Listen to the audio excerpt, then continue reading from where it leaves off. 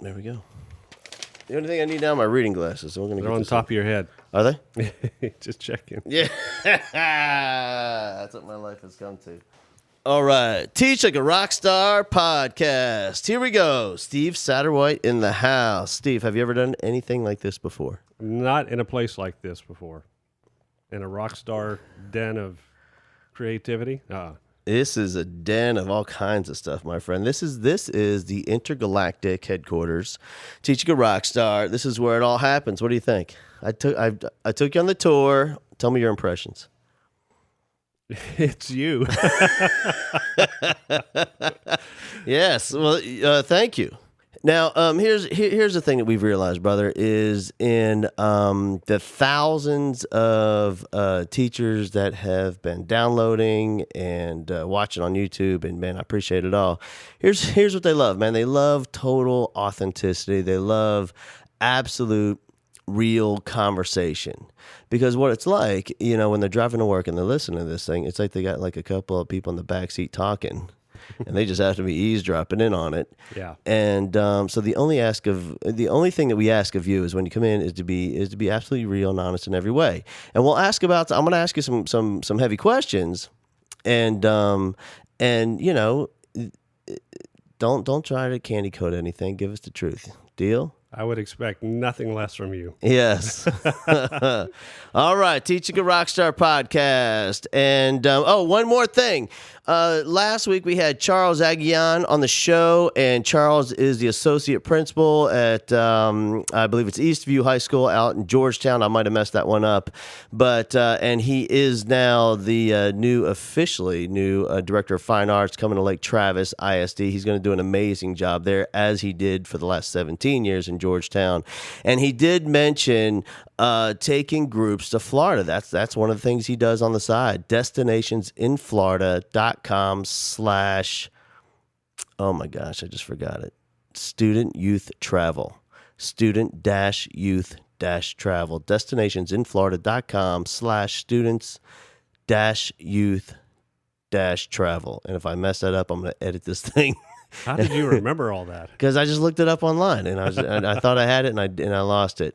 And so if you're taking kids to Florida, if you're taking your high school band, your fifth grade safety patrol, your church, your youth group, and you're going to Disney, and you think you're going to plan that thing on your own with buses and meals and lodging and getting around parks, you're crazy. Give Charles a call. All the stuff's on our website, and right there where you're listening to this, there'll be a link right there. Give Charles a call and let him do the whole thing for you. All right, let's get this thing going. Teach Like a Rockstar podcast. Steve Satterwhite's in the house. I am going to officially kick this thing off. This is your big introduction, brother. This one's just for you. Here we go. Sweet. Feel it coming. Here it is.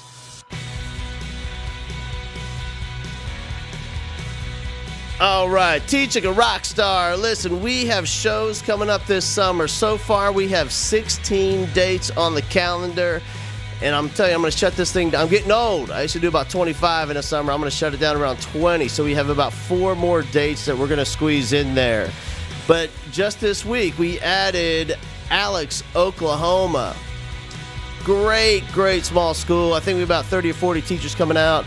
And listen, and also a great district. I did some research on this one. Bartlesville, Oklahoma. A huge thank you to Janie Fields Dunlop. She set this, well, she didn't set it up, but she came to the Oklahoma City show. She went back, immediately emailed her superintendent and talked about what she saw there, and was influential enough to have him call Georgia, and they worked together. They had many emails and phone calls and conversations back and forth trying to figure out a way to make it work for Bartlesville, and so it did. So we'll be there on August 9th. So I'm looking forward to that. And not only that, we'll be crisscrossing the U.S. from Georgia, Texas, Tennessee, Oklahoma. We're all over the Florida, Kentucky. We're everywhere. So if you want to do that back to school, Teach Like a Rockstar thing that we do, your big district convocation or just your school, give us a call and we will put it together. All right, let's do it, man. Steve Satterwhite, how are you, brother? I'm great. You're more than great, man. I've known you a long time. You're awesome. I know. All right, so here's the thing, man. I'm so pumped to have you in because one of the things that we talk about regularly is we talk about a few things, and we do talk about education, and we talk about business, and we talk about leadership and culture in that corporate environment. And every time we talk, as you're talking about culture in the corporation, I'm thinking about how can we apply that to the classroom. Yeah. Well, you and I have been talking about that for a long time. Long time. And there's a few stories we're going to tell in this podcast. I think people are going to be interesting because I'll tell you right now, and this is the tip of the iceberg of one of the stories, is that, I've had, anytime you put something together, and you put a business together or anything, family, whatever, there are a few relationships in your handful of relationships in that recipe. The ingredients, those relationships that make something really fantastic happen, and typically you can count them on one hand, and for me, there's some folks I worked with, Mabry Allen, Jamie Cunningham, Barbara Crook, huge influence, but also one of those ingredients that if it wasn't there, this whole Teaching a Rockstar thing would have died years ago, and that's you. And so, and as we go through this, and we're going to talk a little bit more about that influence that you had on making this whole thing a reality. Wow. Yeah, it's going to be huge. I like it. But let's get to the beginning, man. We'll do a little timeline with you. Tell us where you're from. Well, I grew up here right in Texas, halfway between Houston and Austin. I grew up in a little town called LaGrange. LaGrange, made famous by ZZ Top. Exactly. Right. And We'll leave it there. And were you born in LaGrange? No, I was born in Caldwell, which is I know a place that you've been to before because we've talked about that. That's right. And that's where both of my parents are from. I was born there. I left. We left there when I was, I think, about 3 years old. Then we moved to LaGrange. It's a great place to grow up, by the way. So here's what I've noticed, and Caldwell brings up. I haven't been to LaGrange in terms of speaking. I've been traveling through, but have been to Caldwell. And here's what I've noticed, and I'm not saying this is what it is, and this is just my experience. I'm gonna do some gestalt here. And this is just my experience has been that when it comes to small town schools, it's kind of like this inverse bell curve, where there's a handful that are amazing. There's a handful that really, really are bad. But there's this huge mediocre thing at the bottom of that curve. But Caldwell, that's one of those towns, man. They have some great stuff going on with kids. I've been to, whether it's in Texas or Kentucky, I find these little small towns that are just doing amazing things and a great place to grow up for kids, a great school systems, loving teachers. What was the LaGrange like for back then? Because this is what, 60, 70 years ago when you were in a... It feels like it. Right. Yeah. You guys are chiseling on tablets and turning that in for homework. What year were you there? So tell me how, because we're about the same age. What are you? I'm 48. You're 48. So we're talking 40 years ago. I graduated from there 30 years ago. Yeah. So this is 40 years ago. We're talking that you're in elementary school. Yeah. And can you think back? Because I lose as I go through the years. I lose some details, man. But I can still kind of get some big picture stuff. Did you have a good experience in elementary school? Yeah, I had a pretty great experience. Think about LaGrange, and this is probably true for a lot of my friends that I know also grew up in small towns in Texas and other places that I've been traveling around meeting people. The thing about these small towns and these small town schools, they're such a community. Yeah. I mean, when I went to school, I started in kindergarten in 1970, I think, and went through almost all of my school with the same class. So, man, when in these little small towns, there's no place to hide out, and people know who you are. Right. They know what you're all about. Yeah. And it's to me, it's a really great supportive community to grow up in. I loved it. It's a whole different thing than this huge Super 5A mega high schools that we build now, because I remember, because I taught in small towns, I started in Pettis, and I remember I remember asking the superintendent, I said, Homer? His name was Homer. That tells you That's something. appropriate, don't you think? I said, Homer, I said, hey, man, I'm setting my schedule for band practice and rehearsals and performances. I need to know what date is open house. And he goes, open house? He said, what do you mean open house? I said, when are the parents going to come meet the teachers? He goes, meet the teachers? They all had these teachers. You're the only one nobody knows. Why don't you go meet some people? Yeah. And so, and that's really what it, because all the kids do, everybody's in yearbook. If the yearbook's going to get done, everybody's got to play a part. Everybody's in football. All the girls are in, basketball. Everybody's in band. They're all working the snack booth. They're all on the pep team, and they figure out a way to make all this stuff work. Yeah. And it is, man. It's, they did church at the school up there. So how did you meet all the people? Did you have to go down to the local coffee shop and? But we had a Dairy Queen. Dairy Queen. It was busy, brother. Oh you man, go. for Sunday after church, you better have some reservations. if you want the full meal deal after church and some steak fingers, you better call ahead, man. Yeah. It was packed. We had that. There's another little cafe and the laundromat. I didn't have a washer dryer hookup. So yeah, man. And but you can't help but meet people because in those small towns, as a teacher, it's a whole different wow. Yeah. It's somebody from college. They went to college and they're from the city, and I owned a tie, and so it was a whole different. And then Hal Bowman shows up, and the whole city is confused. They were very confused with what this whole thing was about, and I could see that. Yeah, man, and I remember when I got hired, I had the haircut and I was looking good because I had to get a job. But after I got hired, the superintendent said, "Hey, I need to fill out some paperwork. I need your driver's license." And on my driver's license, he saw the picture from college. He was very concerned. But I'd already signed the contract. It was already a deal. Yeah, good. Right. But man, I learned so much in that small town because the education is appropriate for the demographics of the community. Everybody takes ag. If you're going to live down there, you better learn how to weld and build a fence and know the difference between a cow and a heifer and a bull and all that stuff. And so for you, man, it was good growing up. You knew everybody. Everybody knew you. Was it one of those environments? I found this in some small towns where if you misbehave at school, it wasn't necessarily you had ramifications at school, but like everybody in town knew that you're the kid. Well, we did have ramifications at school. Let's go back. This is 30 years ago. Right. So paddling is okay. Yeah, they had a canoe oar in the office. Yeah, well, not so much. It looked more like a frat boy paddle. Yeah, so that was okay. The sawed-off canoe oar. Mm-hmm. Yeah, and then we had things like special assignments class, which is just 3 days of detention. Right. But here's a question for you, because I think about this a lot. When I was going to school, and I don't even know what the rules are anymore. But in this little small town, I can't have my hair past my collar. Yeah. It can't go over the top of my ears. Sure. I can't have any facial hair whatsoever. Shirt tails have to be tucked in. That's right. Absolutely no shorts. No. I mean, these were the rules. Yeah. And how do you think that's changed, and how those changes have affected just being able to teach and lead in schools? You would be shocked if you haven't been in a school in the last let's say if you haven't been in and let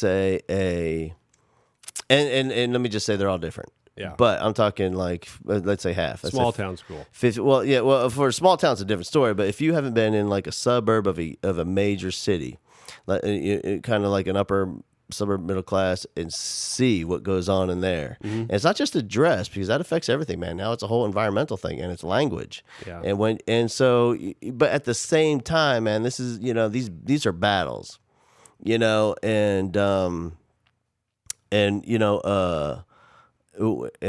last school I taught at, was basically with 3 B's. Can't do the 3 B's, which is boobs, butt cracks, and belly buttons. Cover that stuff up. That was like the focus. That's about what it's come to. It. Yeah. And but in the smaller schools, it's a different deal, because they have such not all the time, but more families are still together. There's more support at home. There's a different value system going on in towns. But man, for me, it totally affects the learning environment. In what way? Um, Life is a lot, and I've taught in all different schools. Life is a lot easier in a uniform school when they have, because it kind of puts everybody in an even playing field. There's certain kids that can afford certain kinds of clothes. When the dress is. Yeah, it takes the distractions off the table. It does. Lots of them. Yeah. Lots of them. And kids will still find ways. Like my daughter, when she had to wear a uniform, but she wears some funky socks. Yeah. That's her thing. Yeah, that's trying to do just one little thing to make it her own. You know what I mean? So another lesson here is the apple doesn't fall far from the tree. Tree. Yeah, I get it. Apple. Right there.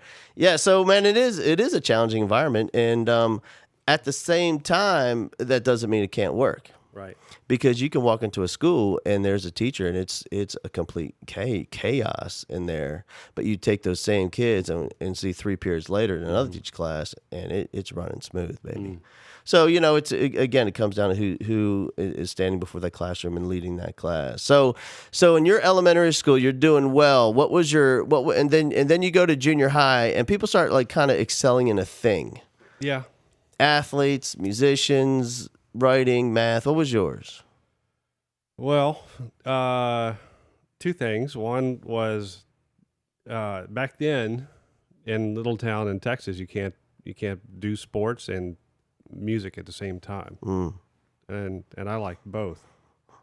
So I lobbied pretty hard for it and was able to be able to do this in junior high. I know it sounds like a foreign concept now, but I made such a stink about it. The way that they punished me was whenever the football team came out with all their uniforms on and, you're wearing your jersey at the pep rally, I'm carrying a tuba. There you go. So great for your self-esteem. No, but that was good. I think as I kind of got out of junior high and started to move into high school, I found that, writing was my thing. And I really found I kind of found my voice in writing. I worked on the yearbook, but it was only to, had to kind of take that step before I could do what I really wanted to do, which is write and work on the newspaper. So that was a lot of fun for me. And when you're in junior high, it's interesting. A lot of I talked to a lot of folks from small towns, and especially here in Texas, and they have that football experience, and whether junior high and high school. And some of them, it's just an amazing experience, and others not so much. It's kind of abusive, but even in small towns, you can go in a coffee shop in a small town, and you can hear 70-year-old men talking about their game against Refugio in the third quarter. Do you remember that second play when they know every detail of every game? Yep.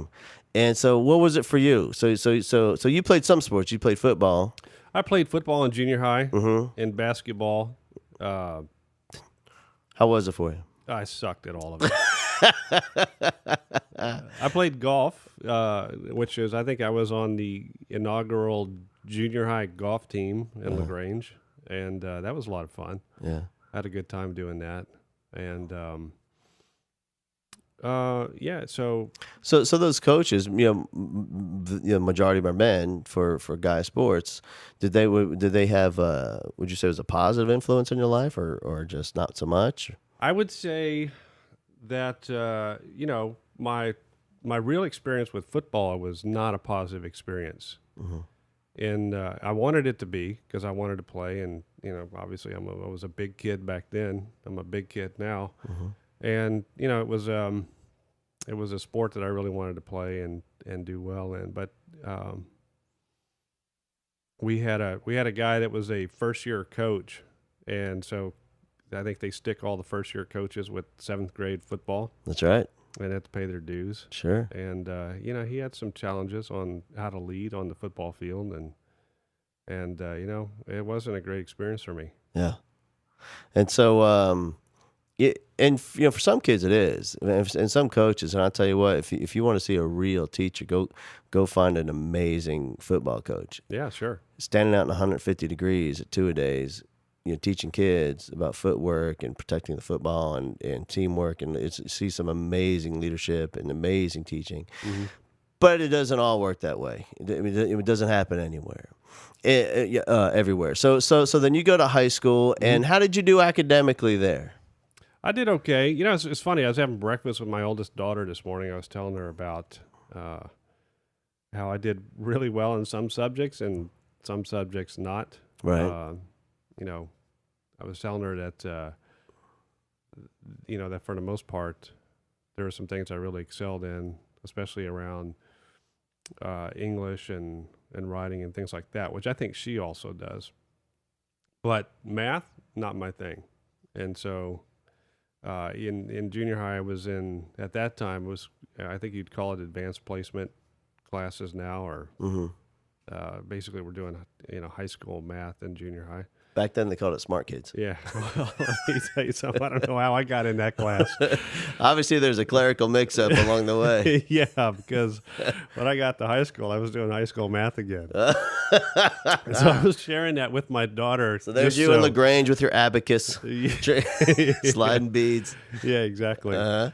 Yeah, so, but because of what I think sometimes that, and we have a unique situation in our home, and our educational environment's unique, and sometimes I think that standards get set for kids, and kids think that they have to live up to them. But the truth is, and what we know in business and the workplace, is that everybody has a strength, everybody has a weakness. And so what I was trying to talk with her about this morning is, play to your strengths. And if it's something else on your weakness, like let's say it's math in my part, and you want to excel at it, you just have to figure out how to set your own goal and work towards those goals and be committed to it. It's the same thing that we teach in business. Yeah. And so for her, I told her, for me, I wasn't willing, and I don't know where this came from when, I'm 13, 14 years old, kind of struggling with math and algebra and geometry. What I did is I held myself back and repeated a class the following year because I didn't feel like that I got it. And quite frankly, I didn't care what the other kids thought of me either. Yeah. I think the teachers were kind of ready for me to leave. Not him again. Yeah. I did all I could do. Weren't you here last year? Uh-huh. Yeah, I'm here again this year. Yeah, and so this brings up a couple of things, and I think one of the great lessons that are hidden in there, you just kind of skimmed over, is I really didn't care what the other kids thought about me. Yeah. That is if I could put my finger on one thing that I've seen, my kids that have gone on and graduated and moved, the one thing, the brightest, most creative, resourceful kids, the one thing that continually holds them back is worrying about what other people think about them. Mm-hmm. But, we have this saying in our house is, why are you worried about what people think about you? Because they're not thinking about you. They're too busy worried about what you think about them. Right. It's crazy, isn't it? Yeah. I know, it's bizarre. And so, but a lot of times in the system that we have set up in the traditional education system, it's all one of the things is that I have to. I mean, if I'm your teacher, I have to look for mistakes on your paper, and I have to point those out to you. Yeah. Here are your mistakes. And so we kind of get conditioned almost to, this person's going to critique me. There's something wrong with me. I need to worry about what they think about me. And, it's in that whole Robert Kiyosaki book, if you want to be rich and happy, don't go to school. Mm-hmm. It's a great book, and it talks about the conditioning of the mind of don't make mistakes, don't try anything new, do what you're told, right. Single file, right. Alphabetical order. Go to a good school, get a good job. Right. And so you're in school and you have this traditional schooling, but there's something inside of you that's a little bit different. Well, yeah, not just inside, but outside too. And so, but one of those things is for whatever reason, not worrying about what other people think about it. Where do you think that came from? That's a good question. I think probably, for the most part, I would say that I've always, even as a kid and maybe even today, that I'm somewhat of an introvert. So I kind of live in my head most of the day anyway. Yeah. I was a little bit shy. So I wasn't the, social friend maker out there. But quite frankly, I just didn't care. I mean, I had a good core group of friends, 3 or 4 really good friends that I could count on, that I knew that had my back all the time. And those are the people that I focused on. Those are the relationships that I built. And I really didn't care about the other stuff. I didn't care what people thought. Well, what was going on in your home at this time? Were your parents supportive of you academically and all that's going on in your life? Yeah, I think my parents always, I don't know if what I would call it supportive, but I'll tell you one thing that they did, it made a difference in my life, is they would always say this thing either overtly or sometimes covertly in subtle ways, but they always had me believe that I could be anything that I wanted to be, or I could do anything that I wanted to do as life went on. Now, later as an adult, I had to kind of figure out that you can. There are some things that you can bring talent to that, like I couldn't say I'm going to be a professional basketball player because, quite frankly, I can't hit the side of a barn with a basketball. But there are things that speak to me as an individual that my parents just saying, you can be who you want to be when you grow up, kind of clears a pathway to go explore that. Yeah. But I'll tell you one thing, how a couple of years ago, this is probably about 20 years ago, some time ago, I read this book by Deepak Chopra called The 7 Spiritual Laws of Success. And there's one thing, this is before I had children, but one thing he says in there that has stuck with me, as he talks about his own children, he talks about this concept of dharma, and essentially the way he describes it is everyone is here in life for a reason. There's something that you are or you do that's just different, more unique than anyone else on the planet. And he would say from the very early on with his children, he would say, your job is not to worry about getting good grades. Your job is not to worry about going to the best schools or getting a good job. Don't worry about any of that stuff. In fact, if you grow up and you can't support yourself, I'll support you. But your job is to figure out what it is inside of you, your dharma, your path, your gift that you are here on earth for, and focus on that. And he said he would instill that value with them all the time. And he said, of course, you know what? They got good grades. They went to the best schools. They got great jobs. They're doing amazing things in the world, not because they're Deepak Chopra's kids. It's because he taught them how to search for what their gifts are and what they're here for. And so I don't do a good job of that with my own kids, but I try, and I don't do as good a job as he does probably.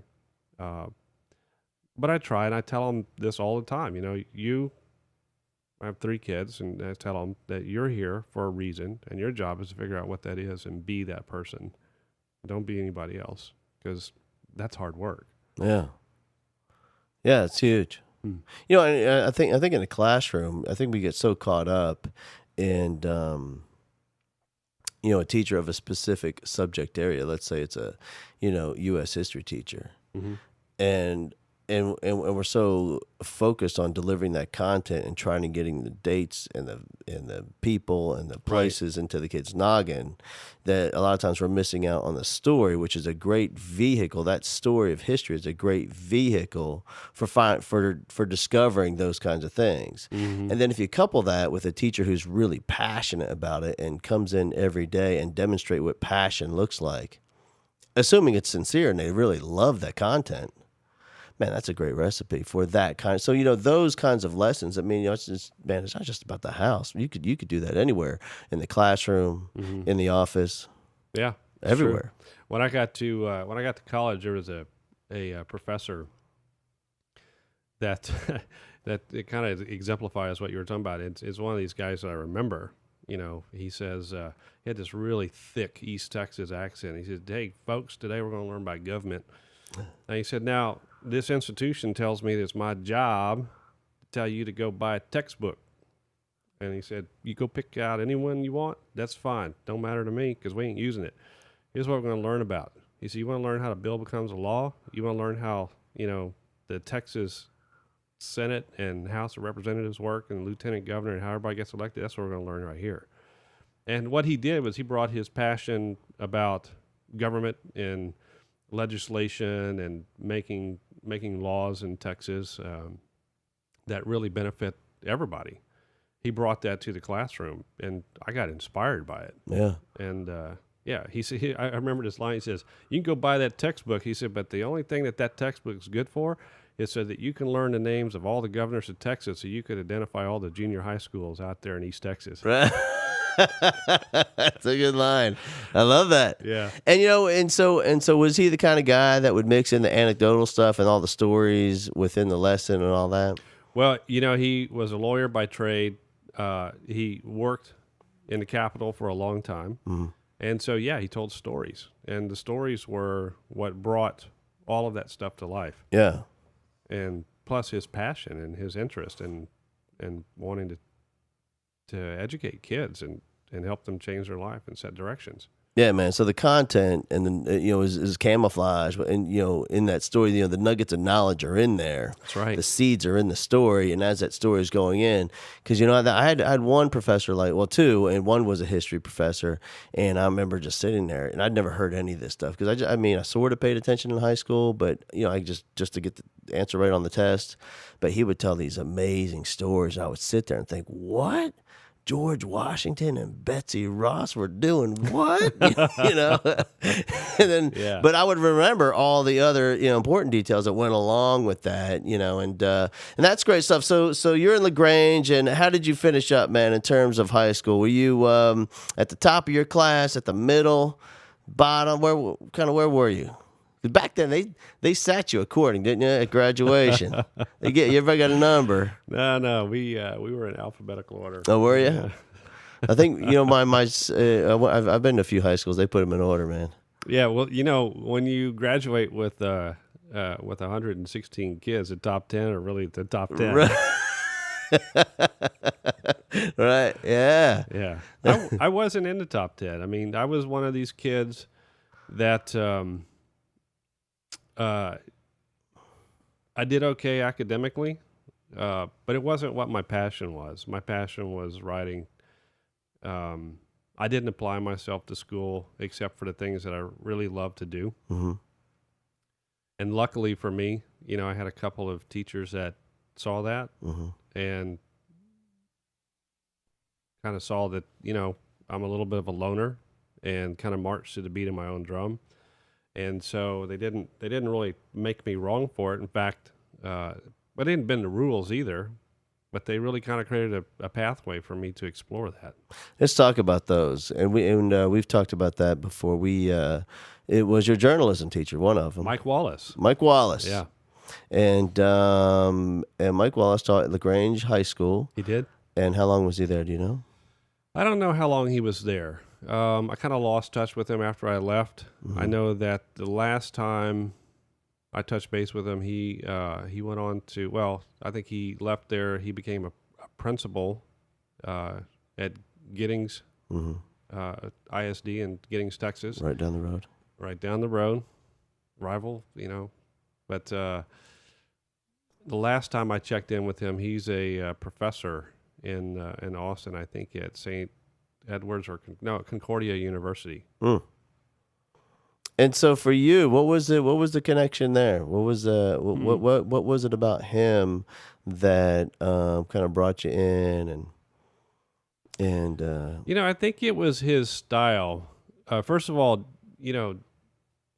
journalism class is not structured. Mm-hmm. There's we're not all sitting in a row looking at the back of someone's head. Okay, that was the first thing that was, as a young teenager, I thought, hey, it's pretty cool. There's this open environment, and we're all kind of just finding our space where we can be creative and do good work. That was really important because he encouraged that. I think another thing that he did was I never heard him make anybody wrong for something. Like, hey, you didn't do that right, or you didn't spell that right, or the sentence structure is wrong. But he corrected us. He acted as the paper editor or the grand editor, and we would learn, academically, some of those things that we needed to learn. Mm. But what he did for me, I thought that was more important than anything else, was he encouraged us to explore. And so by explore in journalism, we could write a feature article, we could write a news article, we could report on something. And he really kind of let the reins off of what those subjects were. And so for me, I was able to write about things that I was passionate about. I was able to do it in a kind of dry sense of humor way, where we could actually look inside and make fun of ourselves and our little small town and our little small thinking and things like that I happened to observe. But he was encouraging, and it paid off. I mean, I really enjoyed it. He helped me to create a path where we won some awards my junior and senior year, and it was phenomenal. You know, I think a lot of people recognized the work that we were doing in the paper itself and within the paper. And so, did you feel like you had not just a student-teacher relationship, but even maybe a little bit of a personal relationship as well? Well, yeah, I think he took the time. He took the time to answer questions about stuff that I was curious about. For example, if I wanted to learn how, not just to take pictures, and because I had a camera and I was, doing some photography work as well, he would bring me into his dark room, which he had to set up in like a spare bathroom in his house, small town. So there's no budget for that in the school, but there is. He just did it for himself. He was passionate about it. So he would bring me into the dark room and show me, how to load film into, obviously before digital. I realized, wow, well, you did that back then? Yeah, well, we did. Yeah, so load film and process film and then print your own black and white photographs. It was awesome. Yeah. So, I mean, he didn't have to do that. He did that on his own time. And obviously it was something he was passionate about as well. So I think that made a big impact, that he was really sharing something that he was cool about and that he was passionate about with me, not in a way to try to instruct me, just to answer my questions and help me explore the things that I was curious about. On the flip side of that, man, is there, can you think back to a teacher that you had, without mentioning any names, that maybe had the complete opposite impact? Well, I've got their names. I don't that maybe, you walked in and it was a different kind of environment, where it was more of that old school dictatorship, my way and the highway. And Yeah. I mean, I think that's probably true for most people can think about that. We think about this a lot in company culture too. And when you said that, it just made me think about kind of how similar it is. But let me give this analogy. In our business, we always think about things like an either or, like an on and off switch, or think about what was that movie, Talladega Nights? You're either first or you're last. Mm-hmm. I don't know if I got that right. But it's kind of that same concept, right? I'm just impressed with how the depth of your knowledge, your literary knowledge, and the arts. Ricky Bobby, yeah, and those philosophers and deep thinkers that you follow. Let me just tell you, you take a kid out of the small town, but you can't take the small town out of the kid. Yeah. So in our business, we think this way. We think it's all about customer service, and the customer service comes from a culture that you build in your company. And so we think about customer service is kind of an on and off switch, that you're either, a 10 or you're not, or if your rating system is 1 through 5, you're either 5 or you're not. And for us, there's no other, because what we find is, and there's a lot of data that supports this. And I think about teachers as well, the teachers that you're asking me to think about. So you have these really great teachers like the Mike Wallaces of the world. And then you have these really bad teachers who I can't name. Right. I'm just kidding. But I'll tell you afterward. But no, you have these really bad teachers that also stick in your mind. And they negatively impacted me as a person. And then there's that middle ground. And so I'm actually not thinking that the people that are what you would call let's say a 1 out of 5, the really bad teachers, the negative energy teachers, the people that when I was growing up, it had me scared to death. Yeah, verbally abusive. Yeah. And yeah. Yeah, or sometimes physically. Sure. So let's take them off the table because for me, what I learned from that kind of teacher is I'm going to rebel against that. It's like the that YouTube video that you shared with me the other day about the kid, and it was somewhere here in Texas. Yeah, right? somewhere up by Dallas. Yeah. So he's chastising his teacher. Okay, so let's keep those people off because he's a perfect example of how when a teacher is that so far off the scale that most of the kids are going to rebel. And then you have the Mike Wallaces on the other. So what you're left with is the inside, the bell curve, or in customer service rating, we would call those the merely satisfied people. And those are, to me, the most dangerous people. And I'll tell you why. Because what we found is in customer service, in employee culture, and I'm absolutely certain this translates to growing up in my teacher environment, because I can't remember all those middle merely satisfied teachers. Because there's a thing that happens in someone's mind and their psychology. And what happens is, and just think about it, your own experience, whether not so much teacher, let's say it's going to the auto dealership or it's going to the grocery store. You remember those really, really memorable experiences and you remember those really bad experiences. But the ones in the middle where you just kind of, you're okay about, you don't remember those. And what happens is there's no loyalty being driven in those situations. So for us, what we talk about in our business so often is our job every single day is to drive a 10 experience, a very satisfied customer experience, an off the charts rock star kind of customer experience, because those are the only people that will remember you in a positive way. Those are the only people that are going to be loyal to you as a provider. And those are the only people that you can build long-term trust and respect type relationships with.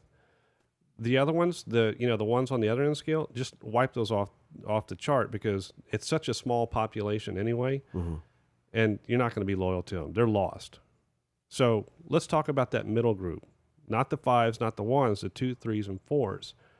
And the job, I think, is, and when we work with customer service, and I would think it's also when we work with our employees, it works the same way, is we're trying to pull everyone up to this 5 experience, not to stack rank them, not to bell curve them. We have this philosophy that everyone can win, because we feel like when someone's delivering a 10 out of 10 service, the outstanding service, the rock star service, what happens is not only are they affecting many more people's lives in an ecosystem that they can't even see, but they're also doing something for themselves.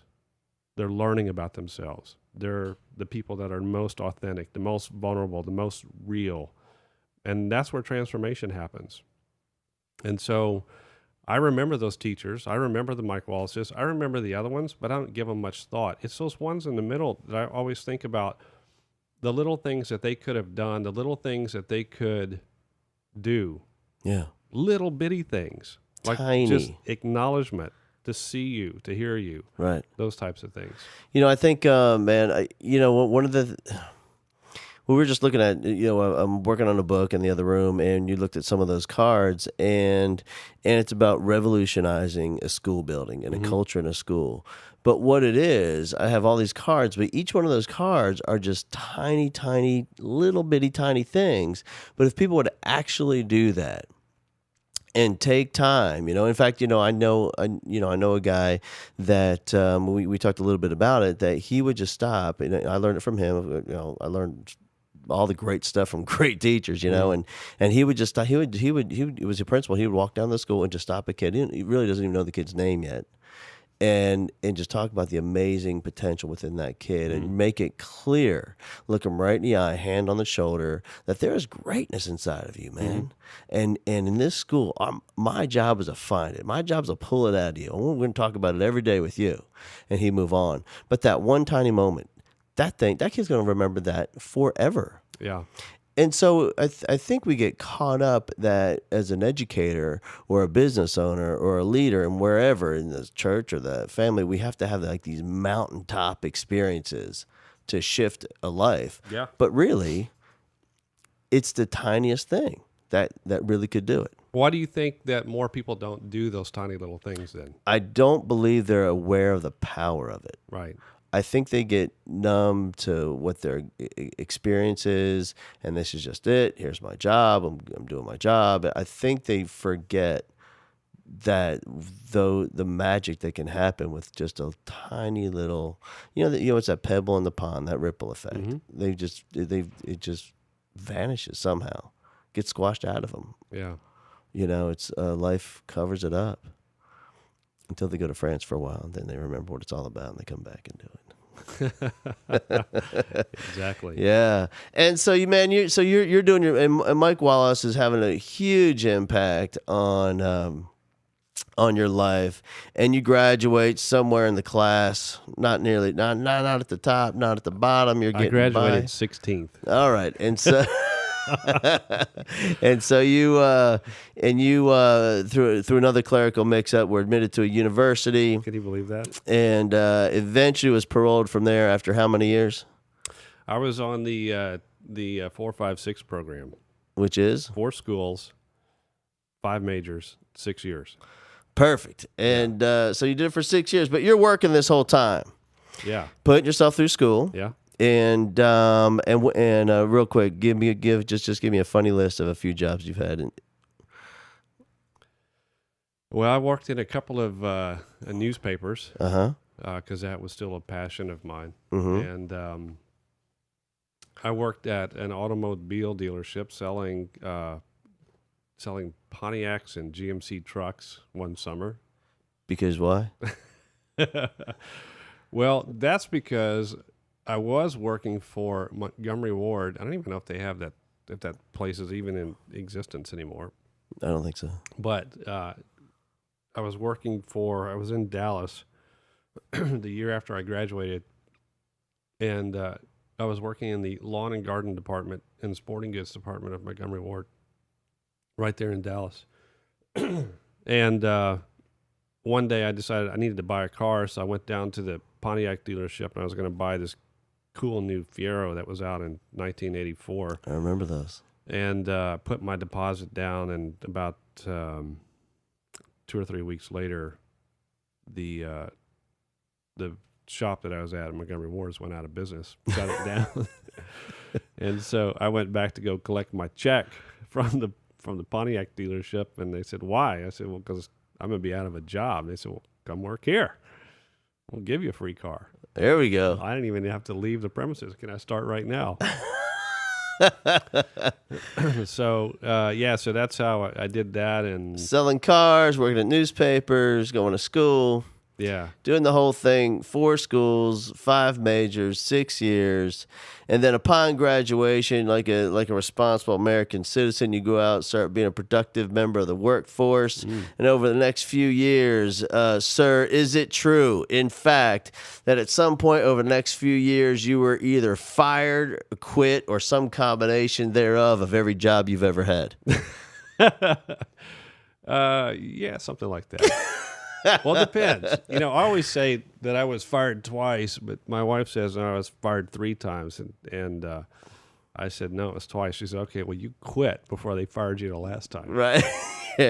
And so, and obviously that's why we brought you in. You have amazing credentials. The depth of your academic, the rigorous programs you've been a part of, and your extensive success in the workforce. Exactly. Yeah, and so at some point, the value of your program is going downhill by the minute. And so at some point, you realize that if I can quote you, I'll attempt it. At some point, you realize that you are the best. You are an amazing member. You are the best team member on the planet, just so as long as it's your team. I thought you were going to say you realize that you're unemployable. Right. You had no standards. You couldn't figure out the forklift, and then so you start a company. Yeah, I started a business In 1997 on April Fool's Day, which, by the way, is a great day to start a business if you're fooling yourself that you know anything about running a business. Right. But I started an IT services company, which had been what I had been in really since I got out of college, and yeah, it's gone really well. We're 16 years into it. And 16 years in, and you know, most of the teachers that, you know, most folks, 99% that listen are teachers. And so just to give us an idea, 16 years in, and this is a business that's been a roller coaster. It's been up, way down. And, you know, it started with you at the kitchen table, and then you've had tons of employees, and it ended up back at you at the kitchen table, and then more employees, and down and up.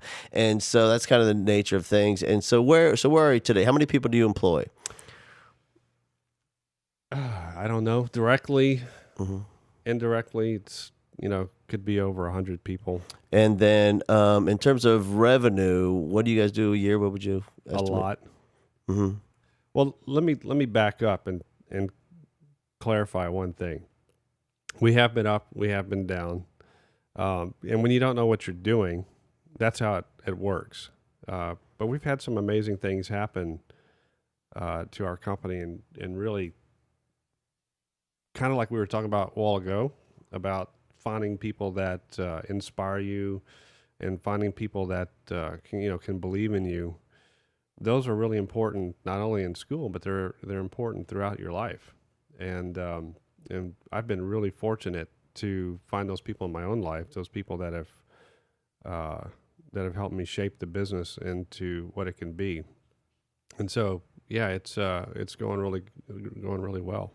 And so in those times in the trough of business, that's when those people are the most important. Well, I tell you, the first time a couple of times I realized that, but it's not as clear to me. It wasn't as clear to me back then as it is today. But the first time that happened, we were 5 years into the company, and this was 2001, and the company, our little company, had grown 743% in its first 5 years, even with me not knowing what in the world I was doing. We just happened to be riding a really good tide at the moment. But in the middle of 2001, we had made the Inc. 500 list, which is kind of, for a small entrepreneur, that's like the Oscar of small business. It's like, can you become one of the 500 fastest growing small privately held companies in America? And we made it in our fifth year. The first year we were eligible. And so what happened is this kind of crazy series of events in 2001. So I found myself winning this award. Our company won the award. And then somebody pulled the plug on the rising tide. And this is what happened. So in the summer of that year, the first thing that happened was we lost our largest customer just down the road here when Hewlett-Packard, or HP, bought Compaq. And all the stuff that we were doing, gone. Just like that. So we thought, well, no big deal. We'll get over that. Well, a few weeks later, we had 9/11, which shocked our world. It shocked our country, and it shocked our economy, especially the airline industry, which was also one of our clients here in town, called Continental Airlines, which is now United. Right. That work stopped. Okay, so, well, maybe we can get through that. And we thought we could, except a few weeks later, after 9/11, there was kind of some smoke signals coming out of Enron that things weren't always weren't exactly as they should be. And that was our customer, along with all the other companies in town that did business with them. And so in 90 days, we found that we had lost about 60% of our revenue. And it was a tough time. I mean, not only is the country still reeling from the terrorist attacks, and we don't know what's going on, but as a business, holy cow, man. I mean, I couldn't think of any situation that could be worse. And here's what was interesting about that is I had this idea when I first started the company being the kind of corporate misfit that I am, guy that can't hold down a job, the guy that's always looking to march to the beat of his own drum. I had this idea. Here's what I'm going to do. I'm going to build this company I've always wanted to work for, and it's going to kind of have these basic tenets to it. We're going to hire really, really great people, misfits like me, and we're going to give them the tools and encouragement and the culture and the environment to really become the people that needed to be. Kind of like how Mike Wallace did that for me when I was a kid. Yeah. And if we could do that, we could go out and deliver great service, which is why I'm so fanatical about, customer service, great customer service. If we did that, we could grow our business. And that was the idea. And so here we are 5 years into it. We're kind of reaching this great milestone of being one of the fastest growing companies following that mantra. And within 90 days, I lose 60% of my revenue, and I have no way to pay my employees. So guess what? I start laying people off. Yeah. And when I look at it from the outside, when I look at it from an accounting and economic, it was the only way we were going to survive as a company. The only way we're going to keep the jobs for the people that we had were to let some of them go. It's just a cruel fate. Yeah, and I think that, when people hear those words, we are not talking about somebody working for a corporation with executive leadership teams they've never even met.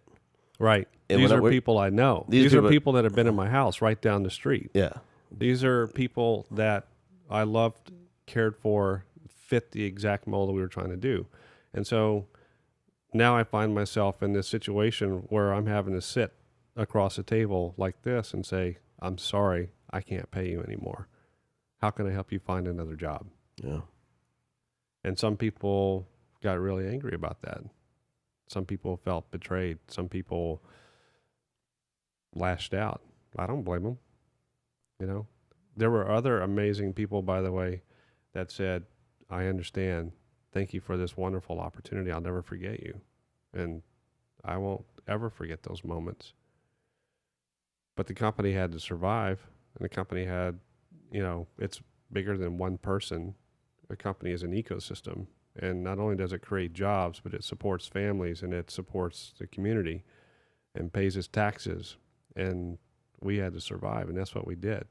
But as a young, idealistic entrepreneur, to build this company and say we're going to hire great people and give them a great shot at success, to then have to go back and lay them off, is a complete betrayal of who I am as a person. And so as a result of that, once we, got everything stabilized, I kind of sunk into this depression. And one day I remember just getting up one morning thinking, I can't do it anymore. I'm throwing in the towel. I just can't do it. The pressure's too much. I'm too depressed. It's, I feel like I've betrayed all these people. And at that time, when we were living down the street, my wife and my 6-month-old daughter were probably wondering, why isn't Daddy getting out of bed this morning? Well, my 6-month-old daughter probably wasn't worrying about that, but my wife certainly was. How come he's not coming down? It's time to go to work. Yeah. And so she probably sensed something was wrong, so she comes up, and I'm still laying in bed and feeling pretty sorry for myself. Fetal positioned. Yeah, exactly. And she says something like, not something like, this is what she said: you get your ass out of bed and you get down there and you save the company. You stop feeling sorry for yourself and you get down there and you go make it happen, because I believe in you. And we're counting on you. Get out, get up, go do it, go make it happen. And it was a turning point, one of them in my life. And, here we were in the kind of worst possible business scenario that you could have. And the two people that I felt that I had let down the most, my wife and young daughter, saying, get your ass out of bed, get down there. Because feeling sorry for yourself isn't going to do it. And so I did what Mama said. And I got out of bed. And I wasn't in any hurry to get down there, by the way. So I thought what I would do is I take a little diversion on the way into work and stop by Starbucks There we go. because there's a place right across the street from my office. So what I would do is kind of sit there, and for a couple of days, I'd go in every morning and just kind of wallow around in misery. And then maybe after a few days, what I did is I went to the grocery store and got a new notebook, and I took that notebook with me, and somebody probably said something like, "You should journal about this, about all the crap that you're feeling, and kind of get it out." But I didn't really want to do that. So what I did was the opposite. I thought, well, I'm not going to talk about how miserable I feel. I'm going to talk about where we're going. And so what I would do this happened for weeks. I would sit down and I would talk about company plans. I'd write, kind of a new story. Sometimes I would draw pictures and graphs about, revenues going up, profits are going up, people are going up, everything is going up and to the right, which is, kind of a general business. Yeah. Top right-hand corner, baby. Top right-hand corner. And I would talk about how many customers we had and how many hundreds of thousands of people that we employed and all of these different things. The problem is it was all BS. I just made it all up. It was all fantasy. But that moment of dreaming before I had to go into the office allowed me to kind of find direction for the business and find how to recover from it. I often say it was like I could go into Starbucks before I had to go into the office, and I could pretend I was thriving before I had to walk across the street and go in and start surviving. And it was a really, really unique time because eventually we pulled the business out of that trough and put it on a different trajectory. Yeah. And, I think there, sitting in Starbucks, what that did, it gave you that opportunity to, have that emotional shift, because we all want to think that we act in terms of our logical and rational thoughts, but really what's happening, we're acting in terms of our emotions, just like our kids learn in terms of emotion.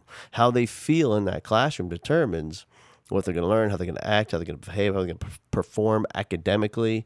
It's the same thing for you at that age, whenever that was. You were, creating a new emotion, shifting your heart before you can get in there and then think about what's in your head. Yeah, it's kind of, I think a lot of people hear this. I call it the 3 boxes, the be, do, have box. Yeah, I use it in my thing, man. Everybody wants to, have success and accolades and whatever that looks like for them, whether it's growing a business or teaching like a rock star or losing weight or whatever.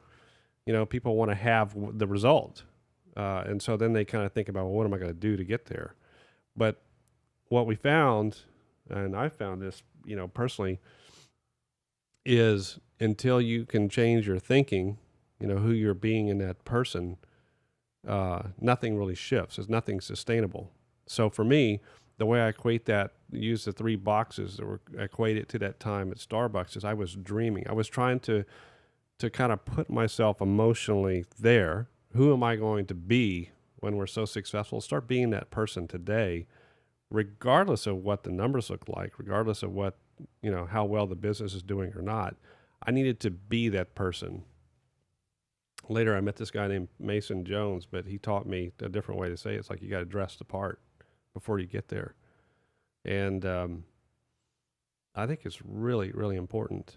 It's huge, man. Especially with groups of people, whether it's 38-year-old workers on your team at work, or if it's 16 or 7-year-olds in the classroom, and it's one of the things we talk about at Teaching a Rockstar. I got it from you, man. I do the be, do, have thing, where then the have, if we just focused on that, that might be like a rules-based classroom. Mm-hmm. What are we going to have? We need to have people to sit down. We need to have people be quiet. We need to have people do their work. We need to have people be on time. Right. That's one idea, and I think it's important. But who do we need to be first if that's really going to happen? Well, we need to talk about respect. We need to talk about responsibility. And then, as Jeff Springer at Magnolia High School talks about, have a principle-centered environment rather than a rules-based environment. Right. What are the principles of this school or this classroom? So if we have respect and we have acceptance and being open-minded and flexibility and all those things, okay, well, that's who we're going to be. And that now imagine all the stuff that we can do if that's who we are. And when we're that person, we can do these things. Okay, now we can have a place where, you know what, I can talk, and you guys are so respectful. Everybody's going to listen. And when you talk, I'm so respectful that, man, I can't wait to hear what you have to say. Right. And so just that one idea, hearing you talk about it for all those years, I've incorporated it in my work with educators as well. So it's huge, man, huge. And so, man, and at this point, in your career, you are you've taken all this information, all the ups and downs, all the mentoring that you have received, and all the mentoring that you have given, which in my experience have maybe even given you more than you gave to other people, because when you give that stuff away, it like opens up for creativity, and you can learn more about yourself and learn more about who you want to become. And so at this point, man, you are putting all this together into the manifesto, the book. The book. Yeah, talk about it, man. Yeah, we have a book coming out in July, August, a couple of months from now. It's called I Believe in You. It's a new mantra for entrepreneurs, managers, leaders everywhere. It's really about leadership, whether it's personal leadership or it's classroom leadership or business leadership. So what we did is we took really kind of a true story. I really look at the story of my own cathartic personal journey, the highs and lows, and told those stories and what they meant, like the get your ass out of bed and get down there and save the company story, and how just, chasing that dream of building something that is doing good work and meaningful and creating the leadership path to do that, how along the way I kind of discovered who I am and why I'm here, and my own personal dharma, if you will.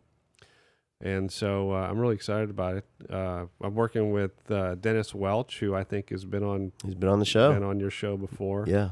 Whom you introduced me to, and he's been amazing as kind of a Sherpa to help me, channel these ideas into something that's bigger than me and bigger than our company. Yeah. Yeah. And so, I want to talk about when I first started this Teach Like a Rockstar thing. Dennis was there at the beginning. Before it was Teach Like a Rockstar, it was called Legendary Teaching. And I met Dennis's wife. She was working as an administrative assistant role at a school, and I would bring my pals, my mentoring group over there, and she loved our kids, and she stopped me one day and she says, "You do something other than this, other than tea. You do something. Are you a musician?" I said, "Well, back in the day, I kind of pretended to be one." And she says, "My husband's a musician. What else do you do?" And I told her about working with schools and teachers and teaching and legendary tea. And she said, "You need to talk to my husband." So Dennis came over, and we worked together in terms of marketing, how to get teachers. How do we get teachers to come to this thing? And I remember Dennis, and he's he worked a lot with the Gallup organization, worked a lot in business, and he said this is the most frustrating thing he's ever tried to do, because in business, to get people to take action, you can save them money or make them money. Right. It's easy.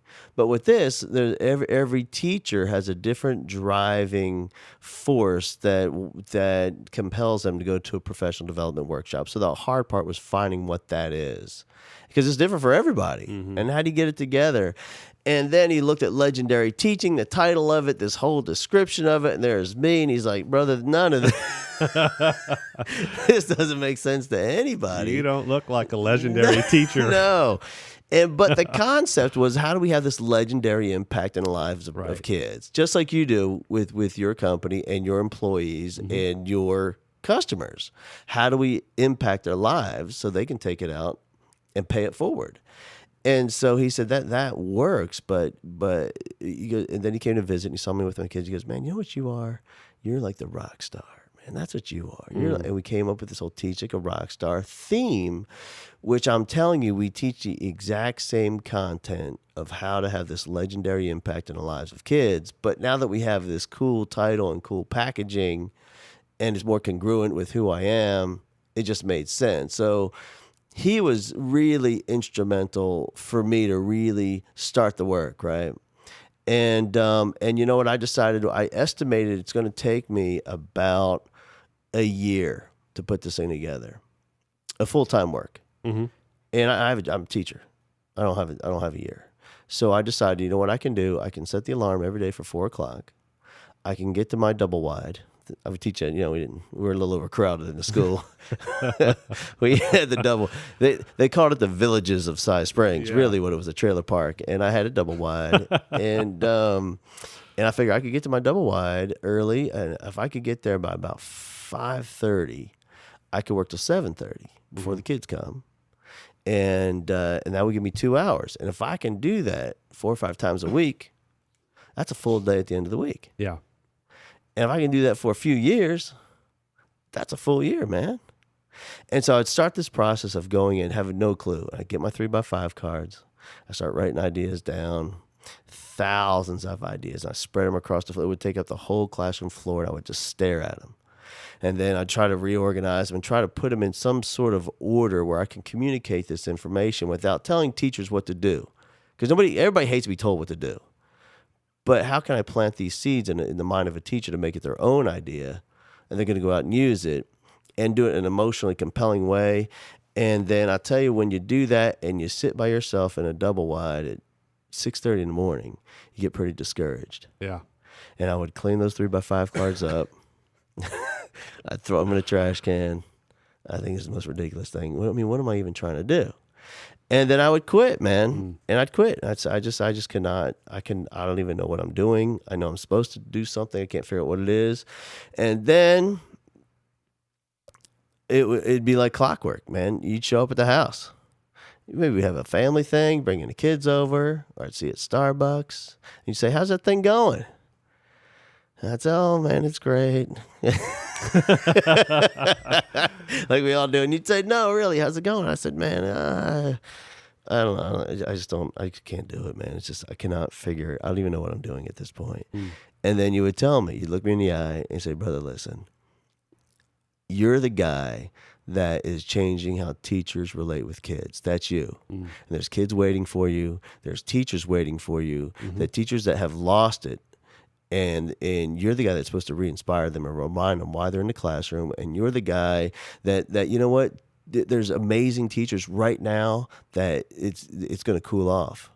But they need at some point they're going to need to be re-inspired and re-motivated and reminded why they're there and the power that they have. That's you. Man, I believe in you. You're the guy. I believe in you.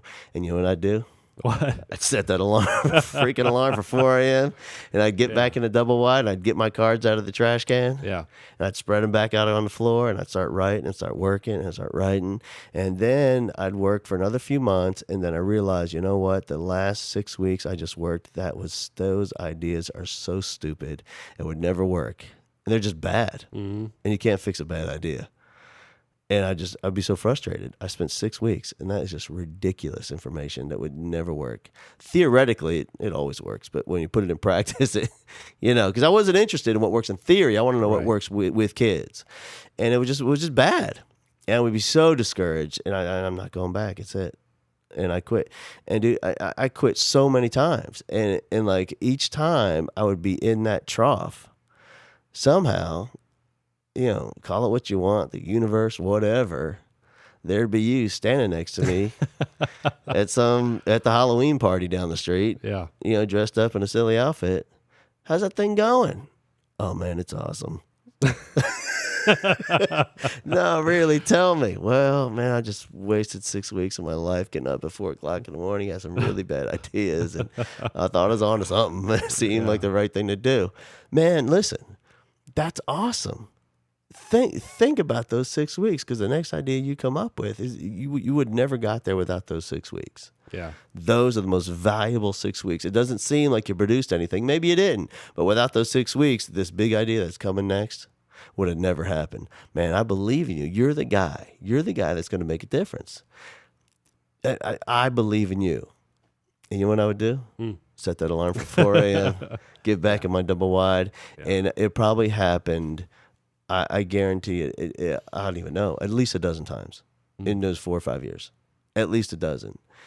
And I am here to tell you, I wish I was the guy, and I know people like this. I know they're out there that don't need anybody, that can just make things happen. And like they don't have a cheerleader, but they can just, they don't need it. I'm not that guy. I've met one or two out of millions of people. There's one or two, but it ain't me, and it ain't most people, I don't think. That's true. And I can tell you at this point, man, I've counted before you came here, I've done over 400 Teach Like a Rockstar shows. I've had the honor and the privilege of standing before over 100,000 teachers, people with the most honorable and important profession on the planet. And if it wasn't for you, hand on the shoulder, I looking deep into my soul and telling me that you believe in me, and that and giving me the expectation that I'm the one that's supposed to make this happen, I'm telling you, man, it would have never, ever, it would have never even come close to happening. Well, thank you for saying that. But, you know, I'll challenge you with one thing, and this is your saying too, because you say this to, you've said this to me a lot. In fact, I use your saying in my book, and sometimes you can't read the label when you're inside the bottle. And so when I would listen to you talk about, you know, I want to reach 1 million teachers, and think about how many kids that those 1 million teachers are going to inspire, and what a difference it's going to make in the world. When you said that, it's so real, it's so right on, it's so authentic, it's so who you are. And for me to just sit there and say, I believe in you, is only just repeating back what the label says on the outside of your bottle. It's you know, you make this thing happen. But one thing I think that we forget as friends, as relatives, encouragers, teachers, bosses, managers, leaders, whatever, is we forget that little 10-second connection point where you're looking in someone's eyes and you see their soul and you see who they are as a person, and then just saying those words in whatever authentic way that it comes out, those are life-changing words. And when you first told me that story, I think we were sitting outside of the House of Blues at the end of a conference. We were, yeah. Throwing out here, and you told me that. It was about 1 a.m., I believe. And before drinks on top of that. It was, yeah. But it was the first time that I had almost like an aha, like an external awareness. Like I always knew that's a great way to be, but I never got how powerful it was until you told me that story the first time. And it made me think about, you know, the Mike Wallaces in my life, and also other people later on that also did that for me and helped me, you know, read my own label from outside my own bottle. Yeah, right. You know, I think, you know, we talk to teachers, and we for those of us who have taught more than a few years, decade or two, we've all had the kids that come back. And the kids that come, you know, what's interesting is the first ones that come back, they're not the ones that sit in the front row with a cute outfit, raising their hand for every question. It's kids in the back row with the black hoodie pulled down low, trying to be anonymous in the world. Mm-hmm. Always the first one to come back. And they say these things that what you were to me, and you're thinking, what, man, you gave me the finger like every day. What are you talking? You right. Didn't even wake up. No. And then they would stop you, and they would tell you all what they meant. But you know what? They never come back. And my kids I had taught science to have never said to me, man, I want to let you know that the day you mentioned that periodic table, Man, that changed my life. They never say that. Yeah. They never talk about the Pythagorean theorem. They never talk about, you know what they always say? They always say, I'll never forget the day that you took me out into the hallway and you looked at me and you told me someday when I grow up, I'm going to be the type of person that, and they have this end of that sentence that most times as educators, we don't even remember the moment. We don't even remember what we said, but they do. Yeah. And it's in there forever. And the flip side is a scary thing. Because when you're in the moment of teaching and it's emotional and it's crazy days, it's 2 days before summer and kids are nuts and out of control, and that whatever that is that flies out of your mouth that you don't even remember what you said. Yeah. It's in there. Yeah. And that kid does forever. That's the scary part. That's the power of what we do. And I always say, you're going to have a huge impact on this kid's life. It's either positive or negative. Either way, it's huge. What do you want it to be? And I think in those moments where it's just words, I believe in you, I'm proud of you, there's greatness in there, whatever your version is. We think it's just word, but it's so much more than that, man. These are, I call it it's this trajectory shift where right now in this kid's path in life, you can't even tell. It's just this tiny thing. Yeah. You even look, and then tomorrow you can't even tell, and a month later you can't even tell. But like a year, 2, 3, 4, 5 years later, now you can see that shift. 10, 20 years, 40, a decade later, and here you are. 30 years after your experience with Mike Wallace, and there's this complete shift in your life that back then he couldn't, sitting in the dark room, he couldn't tell. That's right. But decades later, man, you're in a whole different universe than LaGrange. Yeah. Yeah. Yeah, exactly. Powerful stuff. It is. All right, when's this book coming out? This book will be out in July, in the summer. Will it be in the business section? Yeah, it's a good question because it is part business book and it's part life. And I'm not sure, but you can get it on, you'll be able to get it on Amazon, called I Believe in You.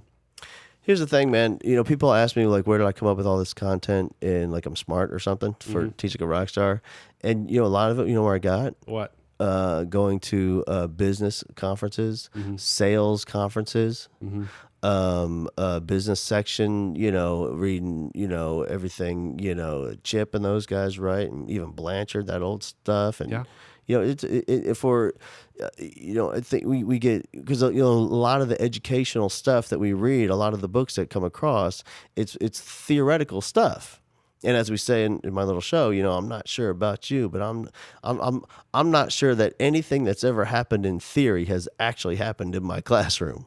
Right. That's right. We used to have this joke in the IT world. It's like, well, it works in theory, but I've never been to theory, so I don't know what works over there. Right. So where I found some stuff that really works is great, whether it's anecdotal or real heavy stuff from good to great, whatever. I mean, I read all that stuff in preparation for the creation of Teaching a Rockstar, what it's come to be, and taking little morsels and how can I modify this to fit the classroom. And just by, talking to you and a little bit that you've shared about the stories that are within this book, I think it is more than applicable to classrooms and teaching and leadership and parenting and friends and just walking around in life a better person. Well, it's interesting you say that because one of the things I discovered when I wrote the book was, I wanted to talk about our passion for customer service. I wanted to talk about, the predecessors of that, of company culture and hiring people. But what I found was kind of maybe like when you were sorting all those cards out on the floor in the classroom at 5:30, 6:30 a.m., is that technically it's all true. There is a way to do that. There's a step 1, step 2, step 3, and we're pretty good at that, actually.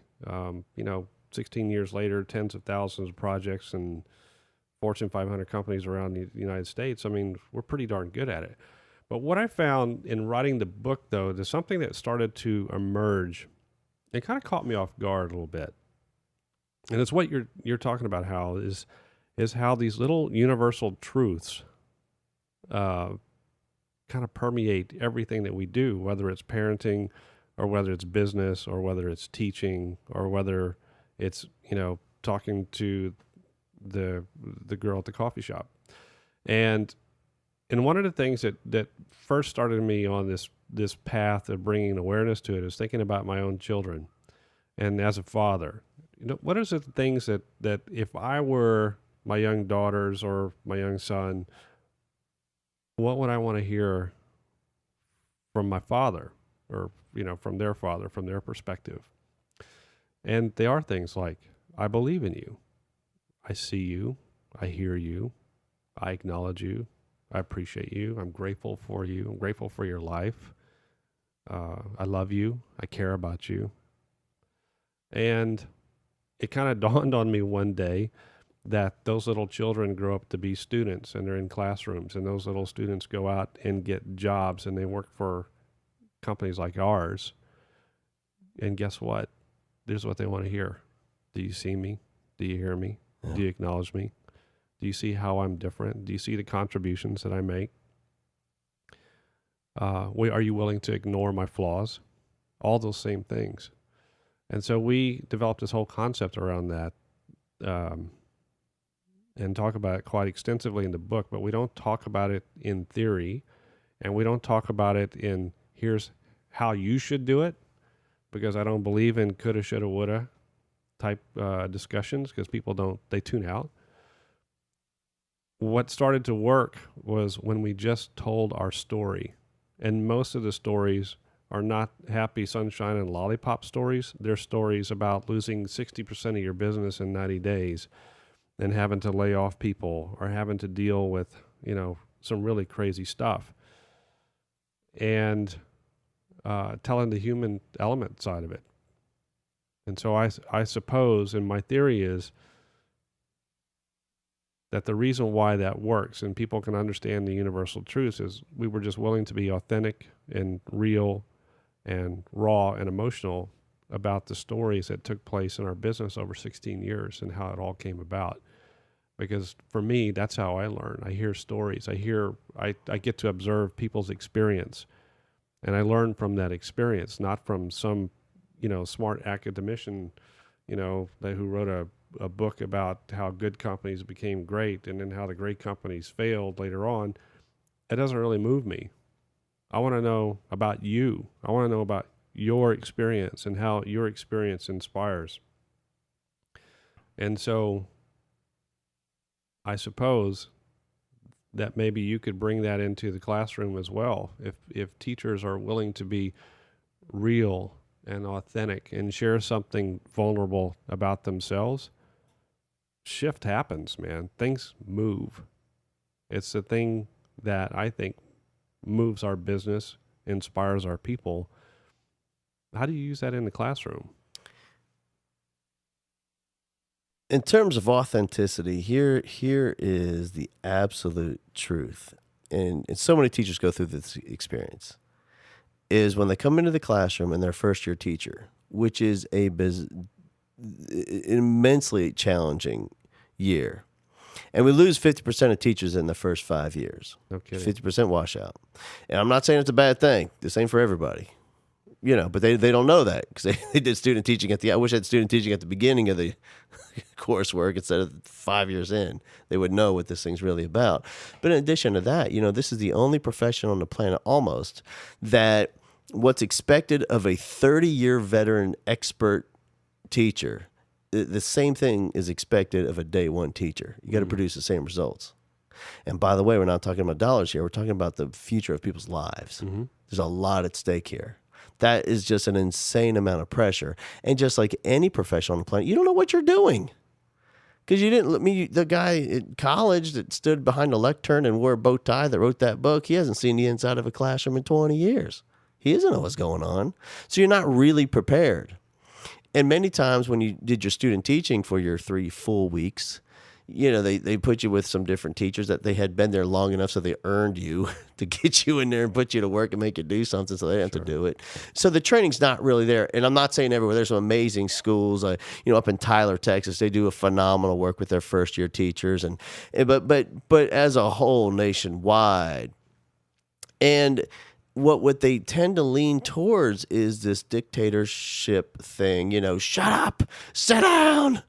I've got the big desk. You've got the small desk. That should tell you something. That whole thing. Right. But that's not really who they are. That's correct. They love kids. That's why they sign up for this gig. And the more they get away from who they are, there's something suspicious about you. Mm-hmm. And kids pick that up. I don't know what it is, but there's something not right with you.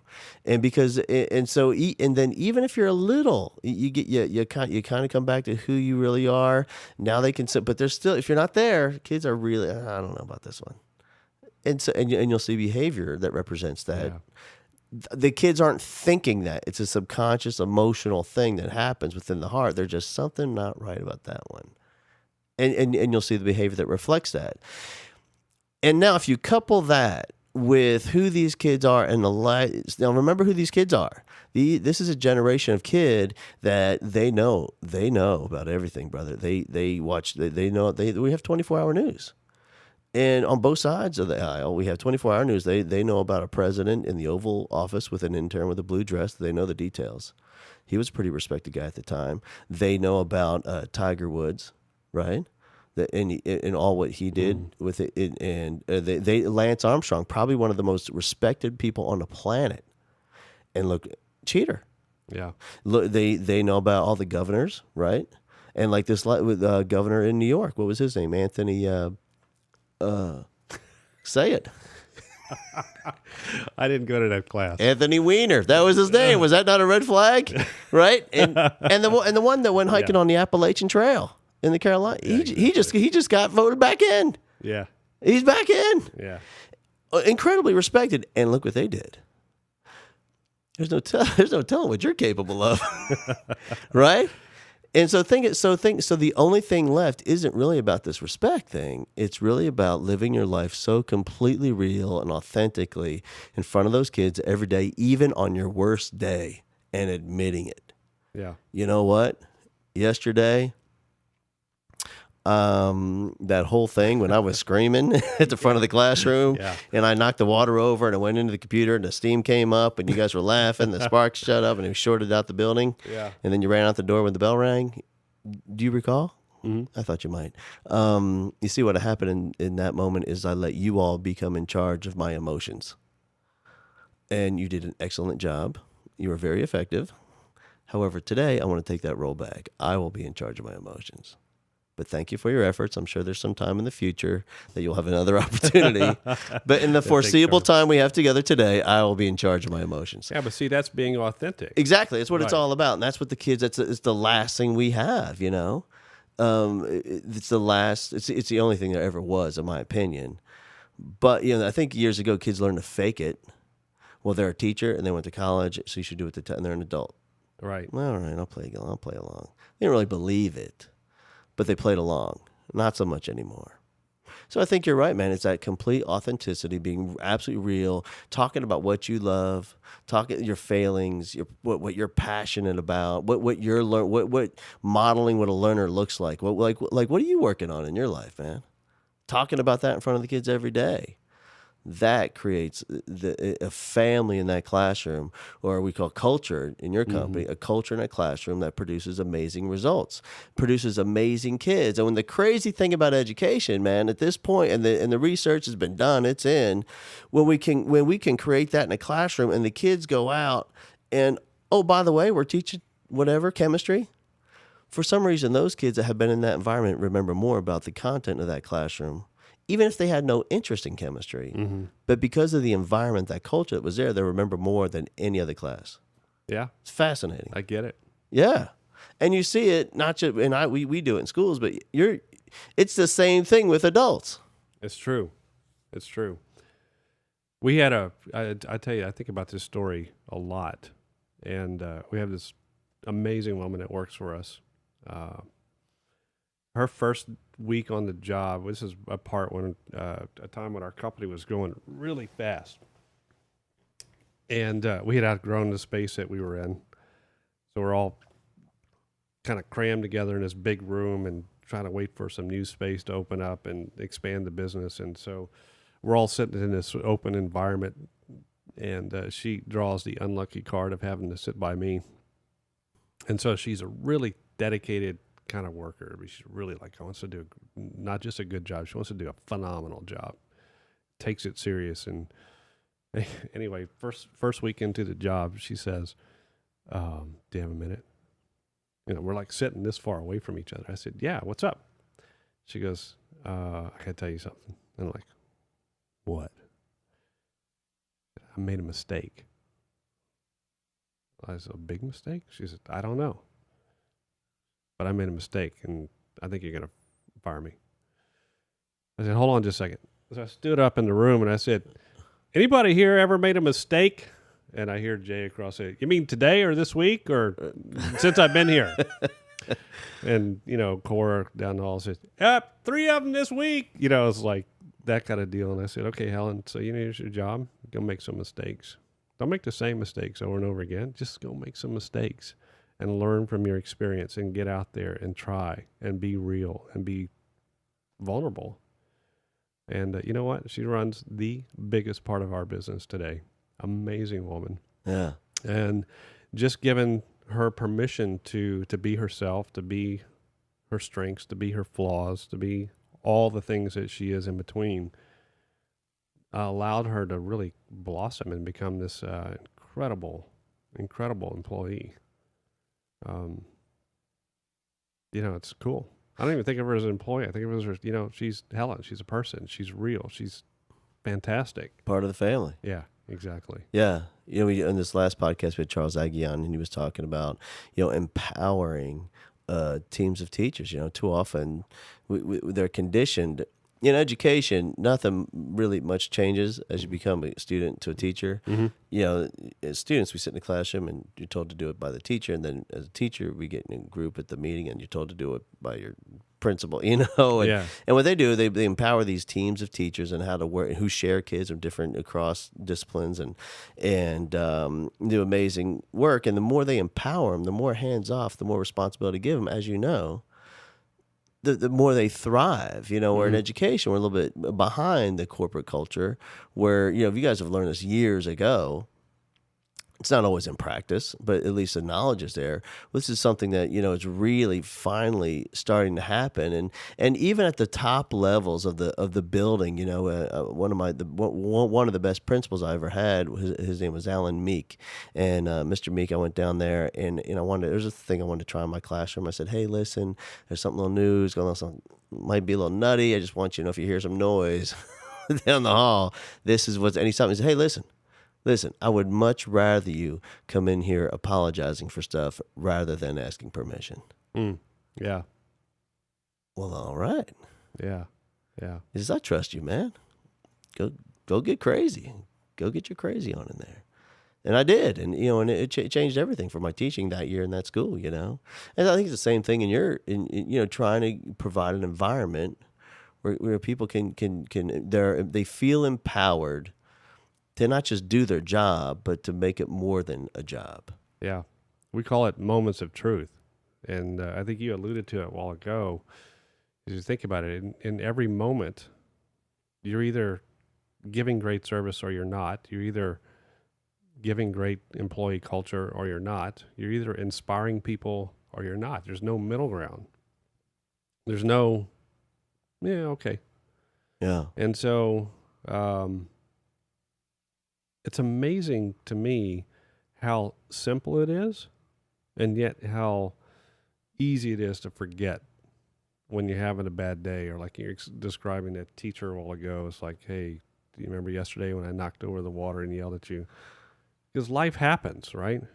But I think there's always those moments where, being authentic and vulnerable and being able to recover from it, that makes it even more powerful sometimes. Yeah, I agree. It's good stuff, man. It's good stuff. It's amazing stuff. Yeah. Listen, brother, I appreciate you coming in. Yeah, I've learned a lot just being here. Hey, listen, here's what we're going to do. The book's going to come out, And what we'll do is we'll have some giveaways on the website and get it in the hands of the teachers. And then what my plan is I have some really interesting teachers I keep in touch with around the country. I'll buy the book. I'm gonna give it to these teachers, and what we're gonna have them do, just kind of like a little quick analysis of what specifically they can apply to their classrooms. Because I know just by talking about you as you're writing these chapters and telling these stories, and I've heard them, and now they're being in written form, that these are gems that can, as you say, man, where shift happens, because that's what it comes down to, man. Whether if I'm at a conference or if I'm reading a book, I'm looking for that one little thing, because you just that one tiny thing I can incorporate to what I'm already doing, and there's profound shift. Yeah, and they'll be in there, and so we're gonna send it out to teachers. We'll get their questions, and we'll have you back on and talk specifically about it. Sound like a deal? Yeah, it's a great deal. I appreciate you being here. Thanks for allowing me to be here. Yeah, man, I love you, brother. I love you too. Bring it up top. That's how we end it. Oh.